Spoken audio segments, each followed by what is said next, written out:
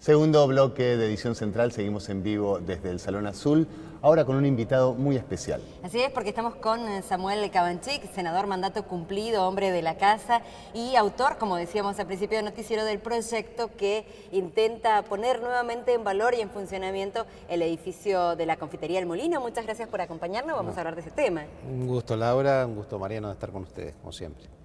¿En qué estado parlamentario está el proyecto en este momento? Bueno, está casi a punto de ser convertido en ley. Aquel proyecto que presentamos en el 2010, volvimos a presentar en el 2012, logró la media sanción unánime aquí en el Senado y ahora ya también es unánime el dictamen de comisiones. 4 comisiones han tratado el tema en diputados.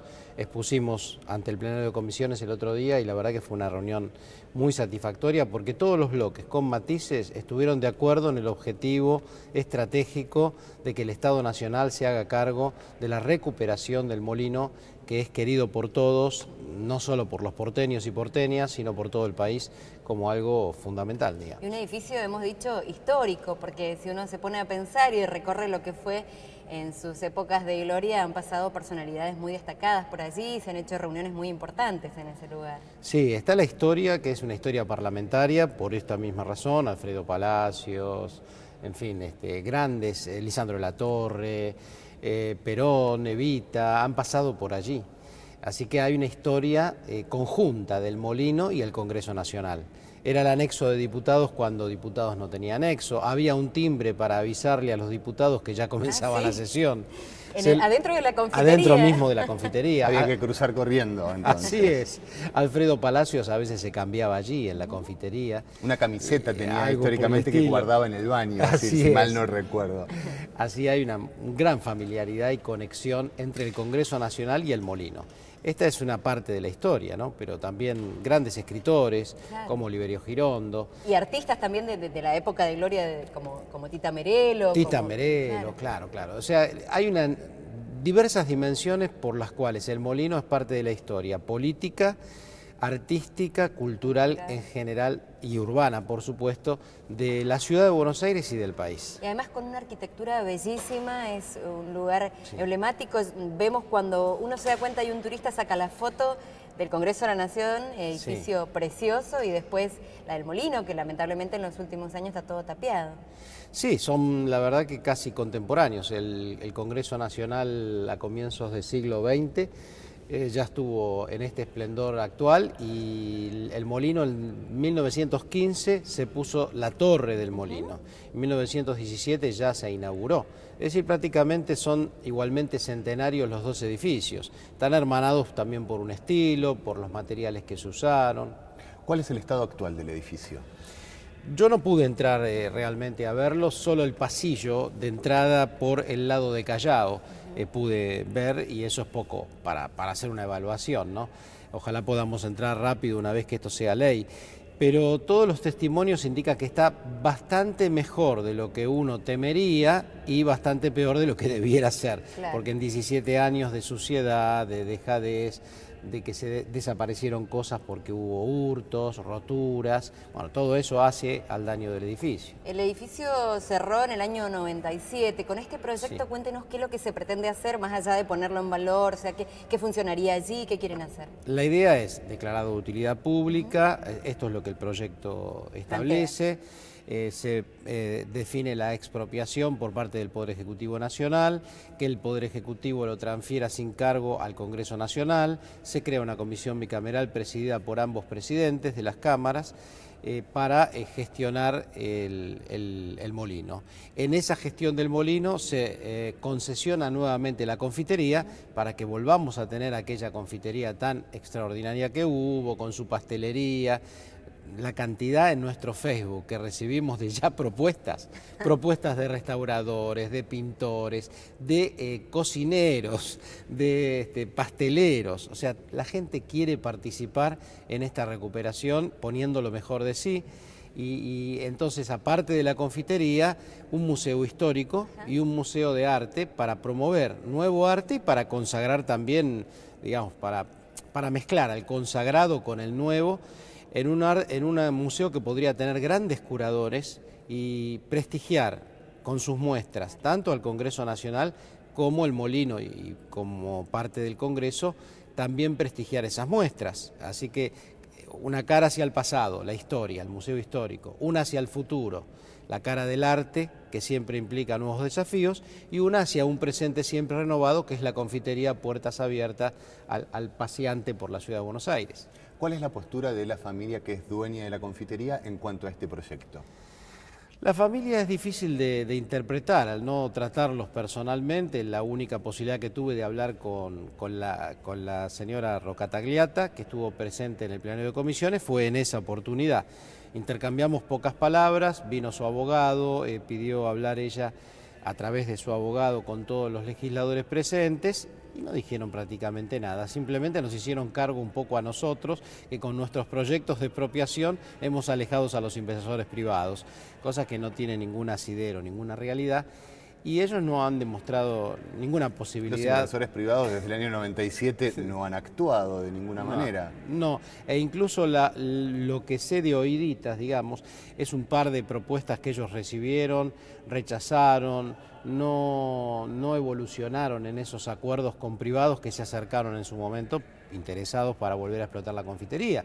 Pero hay que ver lo que ofrecían y lo que ellos querían, no sé eso. Lo importante ahora es, como nos enterábamos hace pocos días, que hay una voluntad de los distintos bloques para que este proyecto prospere y nuevamente podamos ver la confitería El Molino con sus puertas abiertas. Yo quiero cambiar de tema y hablar sobre otro proyecto que tiene también la cercanía suya, porque fue uno de los impulsores, que tiene que ver con los cuidados paliativos.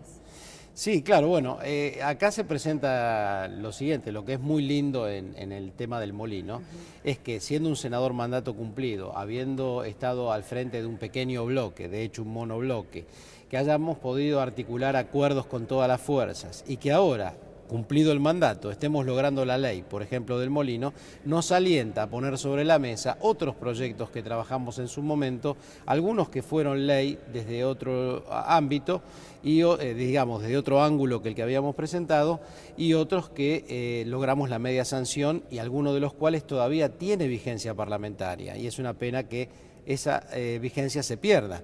En este caso, el caso de cuidados paliativos, hay media sanción. Fue un proyecto que nosotros incluimos dentro de un proyecto ómnibus, que era la llamada Ley de Muerte Digna, que incluía un montón de aspectos, también el de cuidados paliativos. Como se llegó a la ley a través de una modificación de la Ley de Derechos de los Pacientes, cuidados paliativos quedó fuera del corpus legal. Entonces tratamos otros proyectos de cuidados paliativos que ya tenía vigencia parlamentaria en el Senado y le dimos la media sanción, incluso haciendo modificaciones en el Pleno de la Cámara. Eso todavía tiene vigencia parlamentaria, según entiendo en diputados, sería una pena que la pierda, junto con otro proyecto que sí es completamente nuestro, que es el de prevención de infecciones intrahospitalarias. ¿Nos puede comentar brevemente cada uno de los proyectos, lo que significan? Sí, en cuidados paliativos la cuestión central es que la medicina, una vez que está agotada en sus mecanismos tecnológicos, en su saber científico al momento, en su capacidad a través de, digamos, de instrumental químico también, lograr la curación de un paciente, tiene que asistir, tiene que acompañar, tiene que aliviar el sufrimiento. Es decir, todos tenemos lamentablemente historias de cercanía, de mayor o menor cercanía con el padecimiento ajeno en un momento en donde ya no hay respuesta médica para la curación. Entonces, ¿qué cabe en ese momento? Lo que pide un paciente en ese momento es alivio y acompañamiento, no sufrimiento. Entonces, escuchar ese clamor es lo que tiene que hacer la medicina de cuidados paliativos, que es especialista en tratar el dolor, que son equipos interdisciplinarios, en donde está el médico, el enfermero, el psicólogo, y si hay necesidad de una asistencia motriz específica, también hay especialistas de ese tema. Son equipos interdisciplinarios que lo que se hace en el proyecto es que el Estado tenga una mayor participación que la que actualmente tiene para brindar ese servicio, porque hoy es muy costoso, es difícil, las prepagas no se hacen prácticamente cargo de nada, se trata de sacar los sanatorios, las clínicas, los hospitales, se tratan de sacar de encima a aquel paciente que ya no tiene curación posible y que ya no hay nueva respuesta para darle. Está padeciendo, mucha gente a veces que vive sola, ¿qué hace? ¿Dónde vuelve? Tiene que estar asistido por alguien. Un equipo de cuidados paliativos es lo que se necesita. en esos casos, ¿no? Pienso que es prácticamente, o lo es directamente, un derecho humano, el cuidado paliativo. Es que esta ley, como las otras que hemos tratado al respecto de la ciudad, y de la salud y respecto de otros temas, estas son leyes de ampliación de derechos. O sea, hemos ampliado los derechos al tomar los derechos de quien agoniza en un proceso final, en un proceso de muerte, con muerte digna. Ahora, con cuidados paliativos estamos reforzando esa cuestión. Y la otra ley, la ley de infecciones intrahospitalarias, este es un tema muy serio en la Argentina y no tiene la visibilidad que tiene que tener. Porque a diferencia de los otros temas que estamos hablando lamentablemente de situaciones finales sin solución, acá estamos en el otro polo, en la medicina preventiva. Cualquiera de nosotros puede tener que entrar a una internación en cualquier sala de salud, digamos, en cualquier centro de salud, claro. Sí, hospital, sanatorio, clínica, y la verdad es que el primer temor que tienen los facultativos, los médicos y los enfermos es que uno se quede mucho tiempo, porque saben de esa amenaza, de la amenaza de la infección intrahospitalaria. Entonces uno entra con un apéndice, y se agarra una septicemia generalizada y está al borde de la muerte. Eso le ha pasado a mucha gente, a periodistas importantes que cuando me han entrevistado al respecto Han contado su caso puntual, han contado su caso puntual, el de su madre, el propio. Sí. Es un tema del que todos hablamos cuando tenemos familiares o uno mismo está en el hospital. Salgamos de acá lo más rápido posible, que nos den el alta, no sea que agarremos una infección intrahospitalaria, es algo que sucede. Algo paradójico, ¿no? Uno Claro, entra para mejorar. curarse y tiene el riesgo de enfermarse.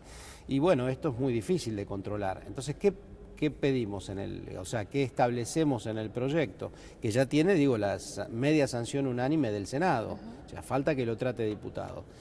Lo que estamos ahí estableciendo es algo mínimo, es generar las condiciones para un mapa de la infección intrahospitalaria en la Argentina.